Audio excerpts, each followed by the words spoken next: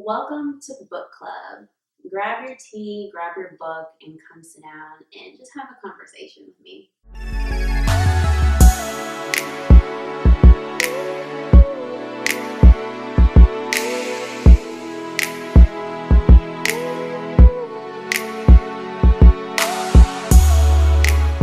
Hey everyone, welcome back to AK31. So before I start this video, I want to give a general disclaimer.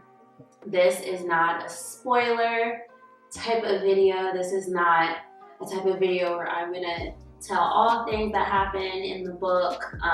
This is just not that type of video. This is a video where I'm explicitly gonna be sharing with you guys what I learned from reading Michelle Obama's Becoming. This book highly inspired me, highly left an impression on me. And I know a lot of other people have been reading this book, but I just want to share with you some things and some insights that I pulled from the book. Just in hopes, if you haven't read the book, then you'll be inspired to read it too, and you can pull more insights and figure out different things that you've learned. Or if you have read the book or you're reading it currently, we can start a dialogue, we can start a conversation. I love talking about it, just hearing people's thoughts. Just what did you get from the book? I just love that type of stuff. So I'm hoping that this video will lead to that. So just comment down below what you learned. I would love to hear from you guys. I would love to start conversations with you guys. So this is gonna be a fun type of video where I just tell you everything that I learned. Because Michelle, she's now my BFF. She taught me a lot that is very applicable, well, that I can apply to where I am in life currently, and that I can apply in my life in the future. I feel like the book was very relatable for me specifically, both professionally and personally. So I just want to share some of that with you. So to give a little background as to like why I'm even talking about a book, like where did this come from, Azzy? So one of the goals I made for myself for 2019 was to read one book a month. So my grandmother, shout out to you, gave me the book Becoming in December. She's like, you know, Azzy, I heard great things about this book. You know, you should really read it. You'll probably implement that. And I was like, cool, great. This is the book I could read in January. So I actually started it at the end of December, and I just finished it maybe a week ago. So that's okay. You know, like I'm telling myself that is okay. I forgive myself. You know, life happens, things always happen that get in the way of our goals. But I think the important thing is to always forgive yourself and keep it moving, keep it pushing. So it took me 2 months to read Becoming, and that's fine.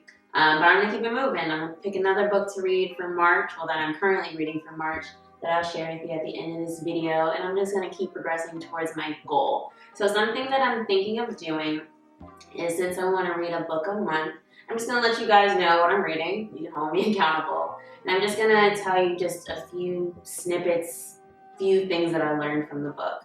Because I like the type of books that I actually take something from, whether they teach me something professionally, just personally, like anything like that. I like those type of books. So if you're interested in me doing that, please also like this video or comment down below. So with all that being said, let's hop right into it. One thing that I learned from Becoming, something that really stood out to me, was that sharing vulnerable experiences or just experiences where you were weak is a powerful tool for healing. I've always heard that vulnerability just shows how strong you are as a person. It's a tool for strength. And it's really hard to be vulnerable with, you know, maybe strangers, maybe even harder for people who are close to you. I know for me, it's really hard to be vulnerable with people who are close to me.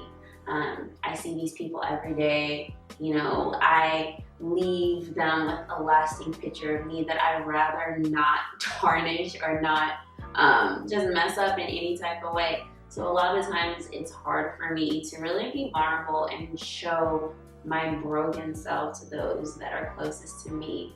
But actually those who are closest to me, all they want to do is help.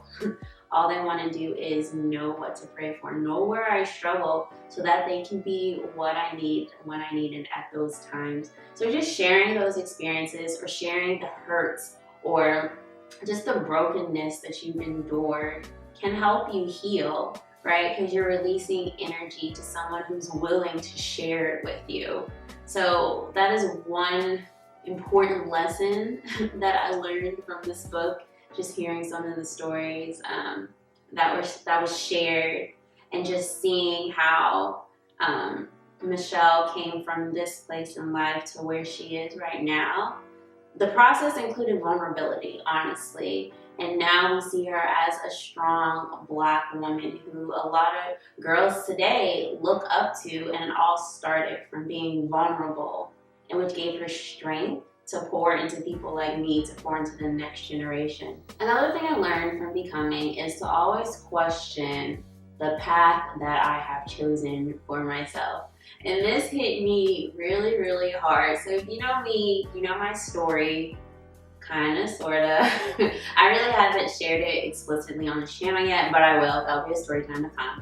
But I have this science background. I was a chemistry major. I went to grad school for chemistry, and I'm not doing anything related to chemistry now. I'm actually in education. And so I had a career flip-flop, switch, whatever.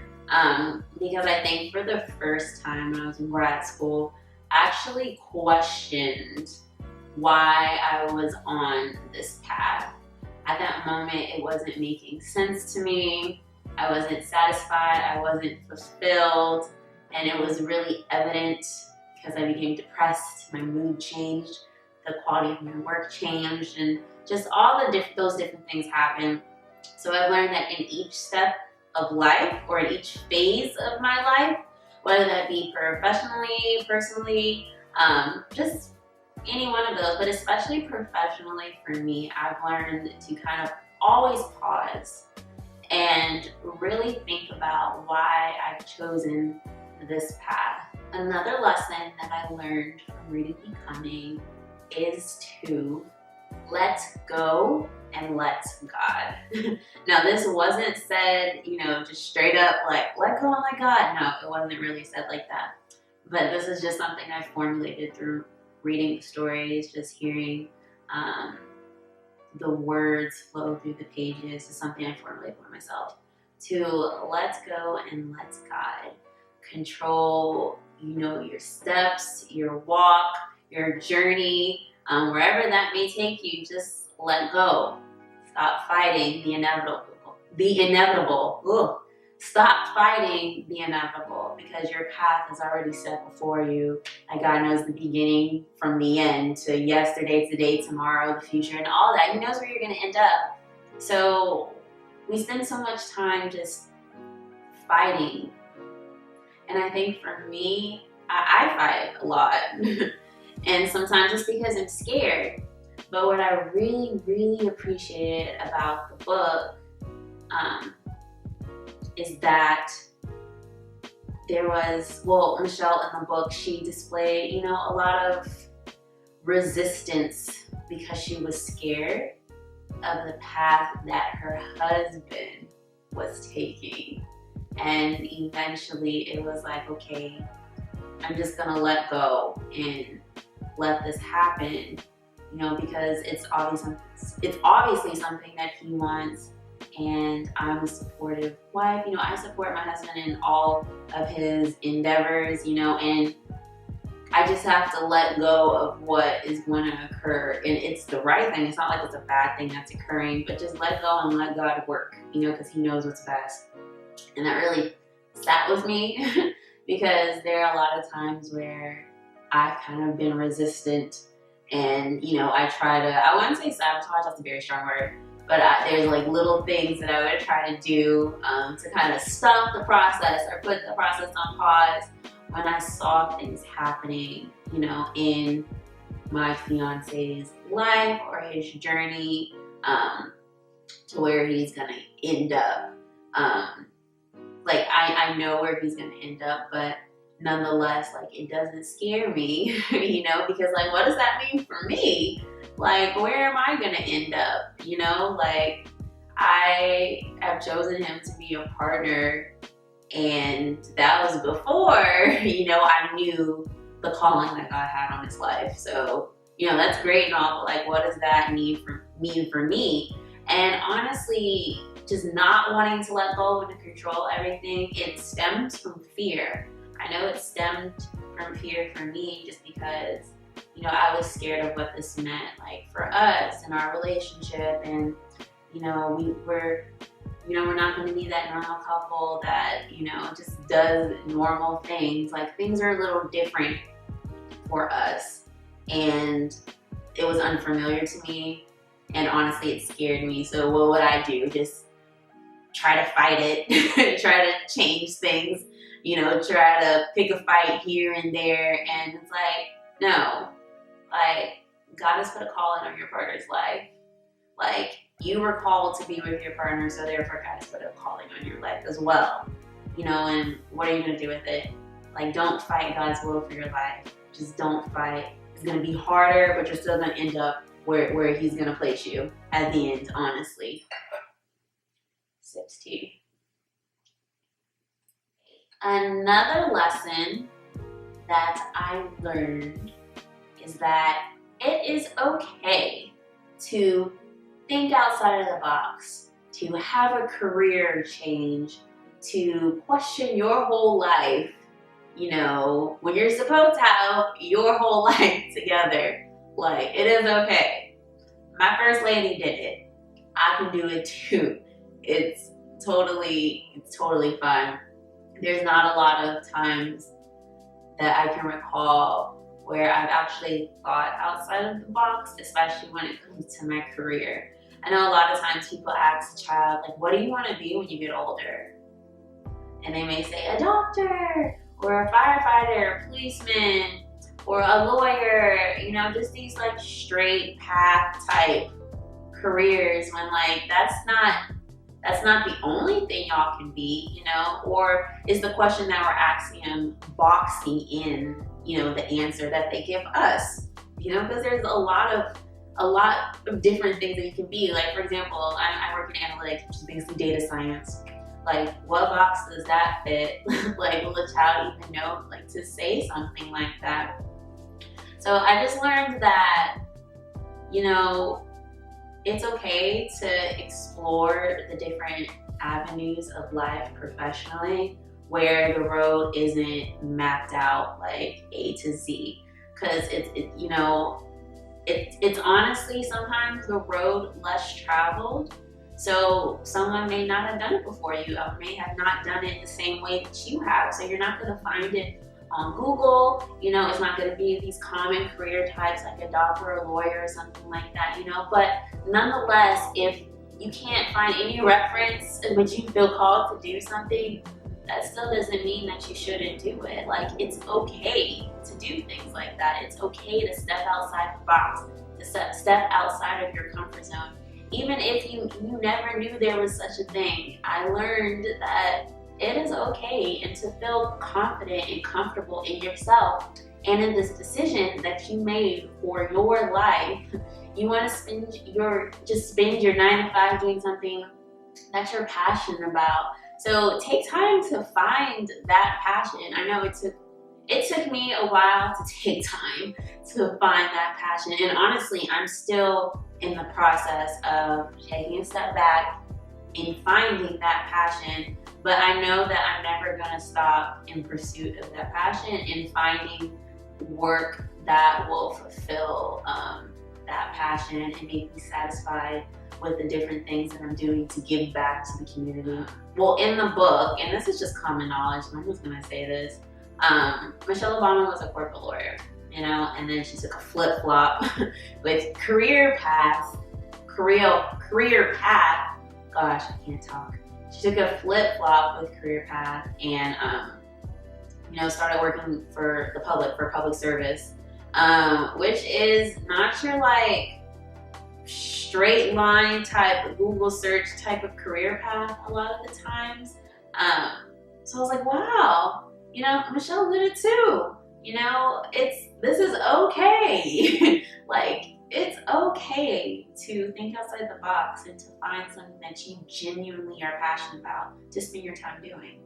I also learned a lot about marriage and supporting your spouse wholeheartedly and just letting your spouse just into the depths of you to know who you are and to inspire you, to let them inspire you, to let them motivate you. It was so, I just thoroughly enjoyed reading a lot about Michelle and Barack Obama's marriage from the early days to where they are now, and just how they are a unit and a team, and how they work together, how they inspire each other, how they motivate each other, how they let each other in, especially like professionally and all the different initiatives that both of them had going on, and how they just move together. And that really inspired me and made me look at my relationship and how, me and Justin are already a team. We're a team already. But just looking at the book, it just showed me how we can, step it up, how we can amp up just the work that we do together, and the initiatives that we work on together and the products that we can produce. It just gave me insight into how much we actually can do, and it's possible. The final thing, I won't say that this is the final thing that I learned, but for the sake of time in this video, I've kind of wrapped up the lessons that I learned into however many numbers that I'm presenting. But the final thing I learned for this video from becoming is that it is important, women or men, I guess, but it is important to anchor yourself, or to make sure that you are anchored, before falling in love with someone who has such zest and passion and charisma for something in particular. It's a lot to take on. It's a lot to love. And if you're not anchored, and if you're not steadfast in who you are, in what you care about, it's so easy to get swept away into somebody else's passion, into somebody else's world. And this really, really stuck with me because, in all honesty, I would not say that I was completely anchored. When I got in my relationship, and I got in a relationship with something who's uber passionate and uber just has a zest for life and just the things that he's passionate about, he'll just put his all into it. That was amazing to me, and I found myself getting drawn into those different things. But then when you take a step back, like, what did I have before? What did I have before? And the honest truth is, like, I wasn't fully anchored in myself, and I didn't really know who I was. So I honestly think that that is probably the most important lesson that I learned from this book, and that just made me fall in love with Michelle just over and over again, because it's crazy to read about someone that you look up to kind of going through the same thing. How she wasn't anchored when her and Barack Obama first met. She wasn't, and it was easy for her to recognize that she was getting swept up into his life, into his world, and to take a step back and find out who she was and who she was passionate about. And it's more common than you think that it happens to a lot of people, and it just made me feel encouraged, that like it's not just happening, or it didn't just happen to me, and it's possible to move on from being swept up in somebody else's world to finding your own identity. Alright guys, so that wraps up the lessons that I learned from becoming. I hope you enjoyed what I had to say. If you agree, disagree, if you have other lessons that you would like me to know about that you think will kind of help me, please comment down below. Love to hear from you guys, love to engage with you. I will say what made this, well, reading this book a great experience for me is that I listened to the audiobook. You know, while I was at work, I was just doing the computer. And I'll be listening to the book. And you know, at night I'll be listening to the book and also like just going through the pages. It made it a very, very enjoyable experience. It just added a whole new dimension. Just because Michelle Obama herself is reading the book. So you hear her voice, her stories. It's like she's sitting in front of you just telling you her life story. It's basically like I went on a tour. That's basically how it was, like I went on a tour. So if you read this book, I highly recommend listening to the audio book as well. Again, I hope you enjoyed this video. Make sure to like it, comment down below what you learned, subscribe to our channel. We appreciate you guys and we appreciate all the support that you give us. And stay tuned for our next video. Bye. So I totally forgot to tell y'all the next book that I'm going to read before I just took down my little setup. But I'm going to be reading Money Diaries. If you want to read it with me, I'll be talking about it potentially if y'all like this video. So my mom got me this book. Shout out to you, Mama. When I started my new job, she was like, you make a little bit of money, you don't know how to manage it, which is the honest truth. So I'm going to be reading Money Diaries and sharing with you guys any insights and tricks and tips for money management that I find.